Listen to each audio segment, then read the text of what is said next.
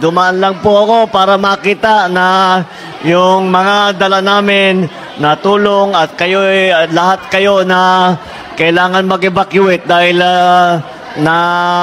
nakalubog pa yung mga ibang bahay ninyo at na-evacuate para dinagay na ngayon dito sa City Hall. At pinuntahan ko lang para makita ko na maayos naman ang pag-alaga sa inyo. Ngayon, ito nakapila na yung mga iba para mapakatanggap noong cash assistance na ibinibigay ng DSWD. Lalong-lalo na para dun sa mga pwede nang umuwi ay meron kayong gagamitin para sa mga pangangailangan ninyo. Pero yung mga uuwi, para kahit na uuwi ay pag una ninyong dating sa mga bahay ninyo, tutulungan pa rin namin kayo, bibigyan pa rin namin kayo ng mga food pack dahil sa pag-uwi ninyo, baka hindi pa kayo magluto, hindi pa nawala yung mga ibang gamit ninyo. So magpapadala pa rin kami ng food pack sa inyo. Kaya mabigat itong nangyari sa inyo at napakalaki ng tubig na dumaan. At ang mahirap kasi yung baha na galing kami sa Buli, hindi gumagalaw talaga yung tubig eh. Oh, marami dun sa hindi talaga gumagalaw ng tubig kaya gagahanapan natin ng paraan yan. Kasi hindi malakas ang hangin. Hindi masyadong malakas ang hangin. Kaya naibalik. Malakas yung hangin. Nako. Wow. Parang Yolanda na ang mangyari. Pero marami talagang tubig. And that's why, kasi hindi ganong malakas yung hangin. Hindi nasira yung poste-poste, hindi nalaglag yung mga poste. So mas mabilis ang balik ng kuryente than usual. Now, tayo naman, we have to start planning on the long term about what we're going to do. Sino ang gagawa ng who did the feasibility study? Tayo? Korean ang gumawa.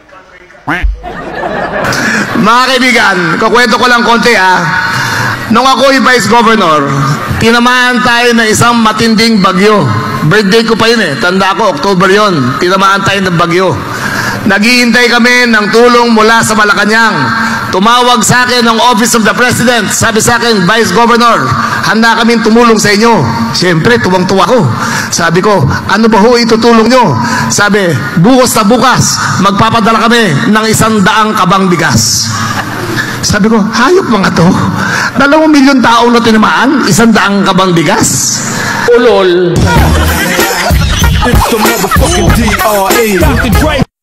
Hindi ka naman tarantado.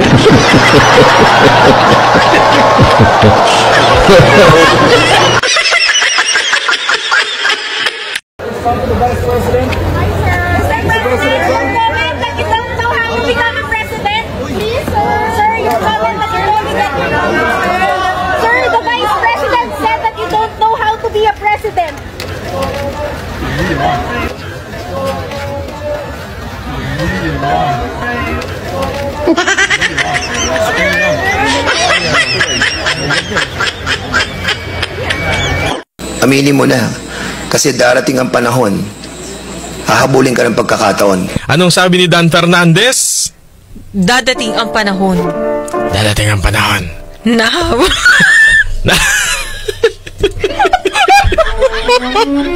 Na? Di ba ganyan yung mga kontrabida ng mga 1980s? Di ba? Parang mga FPJ no? Darating ang panahon.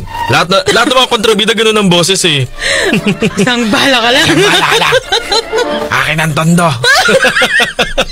Taga San si Fernandez? Taga Santa Rosa. Akin ang Santa Rosa. Sinasabi ko sa'yo, Leoncio. Diba dati siya sa Maraclara? Sina Susan Africa. Rule niya lagi, nanay na may sakit. So, ubo lang siya ng ubo. Nasaan na yung driver? Nasaan na yung Canadian? Sasabihin ninyo, hindi namin pwedeng banggitin ng detalye sapagkat may karapatan sila. Si Kibuloy, wala palang karapatan. Hindi ako lawyer ni Pastor Kibuloy. Pero ginagamit ko lang sa kanila yung argumentong ginagamit nila pagka sila'y nagkukubli. Hindi pwedeng banggitin yung pangalan, hindi pwedeng ipakita yung muka. Nung driver nung van na merong ilang bilyong droga yung nahuli raw sa Batangas. Pati yung Canadian na nahuli, hindi pwedeng bigay yung identity, hindi pwedeng ibigay mukha. So si Pastor Kibuloy walang karapatan. Si J.M. Morales, yung dating PDEA agent, walang karapatan yon. Kinulong pa ninyo. Mas mataas ang karapatan nun kaysa doon sa sinasabing actress na kasama doon sa larawan. Meron tayong tinititigan, meron tayong tinitingnan lang. Nasaan ang hustisya ron? Panahon na para mamulat. And again, we will do this painstakingly. Tsatsagain natin para mamulat kayo.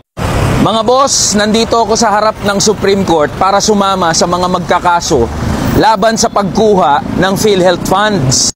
Kung matatandaan nyo mga boss, sa bisa ng DOF Circular Number 003-2024, yung mga sobrang pondo mula sa mga government-owned and controlled corporations gaya ng PhilHealth ay kukuhain ng national government para pondohan yung mga proyekto nito. Sabi nga mismo ni Secretary Ralph Recto, gagamitin ang pondo ng PhilHealth pampatayo ng tulay at kalsada. Puta, pondo ng kalusugan, pampapatayo nyo ng kalsada at saka ng mga tulay. Dito nga mismo sa harap ng Supreme Court, PGH na to, ang daming nakapila ng mga manggagawa at saka ordinaryong Pilipino na nagpapacheck up. Pero hindi naman lahat covered ng mga serbisyo ng PhilHealth. Dito dapat ilagay ng gobyerno yung pondo ng PhilHealth na yan kaysa ipampatayo nyo ng mga infrastructure projects. At alam nyo ba mga boss na 30 billion na ang nakuha mula sa pondo ng PhilHealth? Tangina mo, Ralph Recto, wala kang awa sa mga pasyente at saka sa mga ordinaryong Pilipino na hindi maka-access sa libre at de kalidad na healthcare services. Kaya para subukan mapatigil tong kalokohang to ng PhilHealth at saka ng Department of Finance, sumama tayo sa mga nag-file ng kaso. Ayan na yung mga lawyer tsaka mga representante ng mga grupo ng mga manggagawa. Kasama tayo dyan sa final na yan.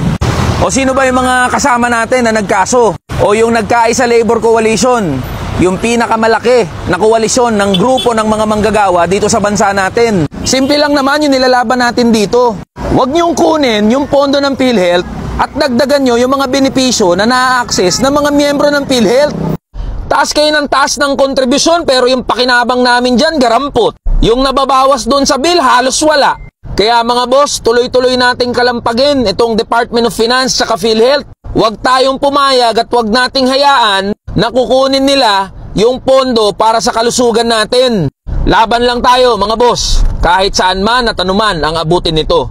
Lalaban tayo. Atin ang West Philippine Sea. Pero ano ang pagkatapos nito? Kahit backupan tayo ng United States of America, nanalo na tayo, atin na ang West Philippine Sea. Ano ang kasunod? Another day, another bite. What we see is the victory. What we don't see is the devastation. Ano ang iniwanan ng giyera? Let's imagine this. Should this scenario happen, ano-ano ang mga target sites? Tukuyin natin. May 5 EDCA sites. Palawan, Pampanga, Cebu, Nueva Ecija, Cagayan de Oro. Isama mo pa dyan ang Cagayan at Isabela. Hindi mawawaglit syempre ang Metro Manila at Cavite. Kasabay ng infrastruktura ang ekonomiya, populasyon at komunidad. Lahat yan sa pool, disrupted. Kung di bagsak ay back to zero, yan ang generalized. Best part of our strategy is to always prepare for the worst case scenario. Pero dagdagan natin ng konti pang details. Walang school, walang bangko, walang internet, walang matinong media, walang ospital, walang gamot.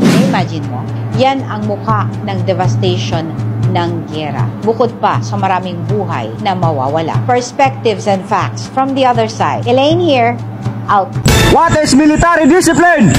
Military discipline is that mentality taught in the state of training which renders obedience and proper conduct instinctive under all conditions, sir!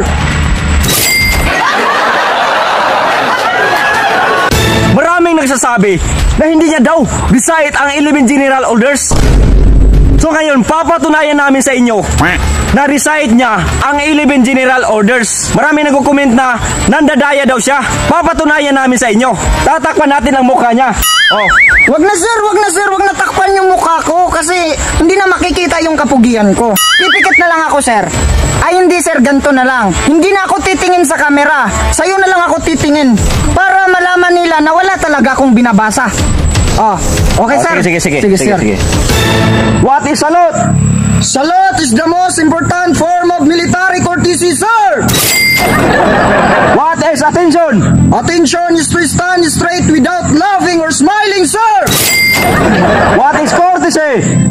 Courtesy is an act of giving consideration, respect, love, attention towards another person, sir. What is squalling? Squealing is an act of telling or revealing the secret, and that is punishable by law, sir. What is cadets? Cadets is the member of the school university whose main objective to train boys and girls as a potential officer of armed forces, sir. What is military discipline? Military discipline is that mentality showed in the state of training which renders obedience and proper conduct instinctive under all conditions, sir.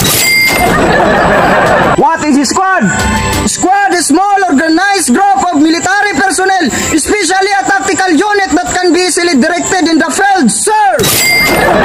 What are the 11 general orders? Number 1, to take charge of dispose and all government properties in view, sir. Number 2, to walk in a military manner, keeping always on alert and observing everything that takes place within sight or hearing, sir. Number 3, to repose all violation of orders I am instructed to enforce, sir. Number 4, to repeat all calls from my post more distance from the guardhouse than my own, sir.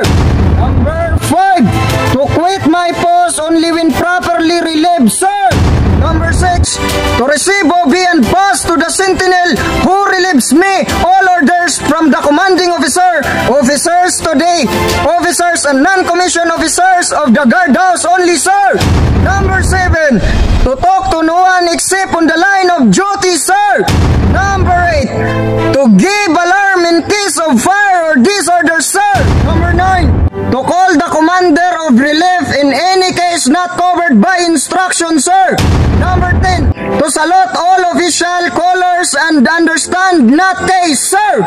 Number 11, to be especially watchful at night during the time of challenging, to challenge all persons on or near my post and to allow no one to pass without proper authority, sir. Wow, ang galing mo!